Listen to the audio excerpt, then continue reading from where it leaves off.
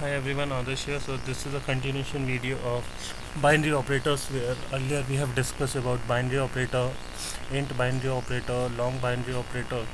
So binary operator is something where we'll accept two input values, perform some operations and get the output of the similar type. So binary operator is something where binary operator is something inside the java.util.function package. It's a functional interface. So binary operator extends from functions by functions and functional interface where it's implemented with the generic implementation. Then we have a int binary operator which is binded to the int primitive data type, and then we have a long binary operator which is binded to the long primitive data type and does it's also a functional interface. It does not extend from any predefined functional interface, and it is in the same package. So in this video we're going to discuss about a double binary operator which is this is also inside the java.util.function package inside the JDK8, and it's also a functional interface, does not extend from any predefined functional interface, and it does not extend from, and it has a one abstract method apply as a double which accepts two double primitive data type values and performs some operations and get the similar type of output. So I have done a sample coding. I'll just give you a quick walkthrough of that. So I'm having a method double binary operator which accepts two double values and instance of double binary operator.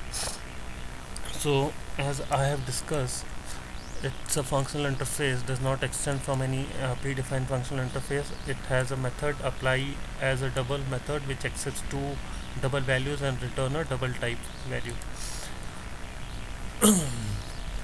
So in so where it accepts double binary operator and call it apply as a double method, we have the first approach where we need to create an instance of this interface and override the apply as a double method and then create an instance and then call the method. So that's what we have done in first approach, where we have created an instance, provide an implementation at the runtime, created the instance and then override apply as a double method, and then call the method with the two double input values as well as an instance of double binary operator. That become our first approach. The second approach, what we have done, we have just optimized it, and we are calling a method with the anonymous implementation of double binary operator with two double values, override the apply as a double method, provide a business logic to that. And these two approaches are prior to the JDK8, but from the JDK8 onward, what we can do, we can use a lambda expression. So we have just pass this piece of code which contains actual business logic with the help of lambda expression as an argument. So we have passed that piece of code as an argument to the method where we have written our business logic with two double input type. That become our third approach. So if we optimize it and we have just removed these data types, semicolon, return statement and curly braces, and that become our fourth approach.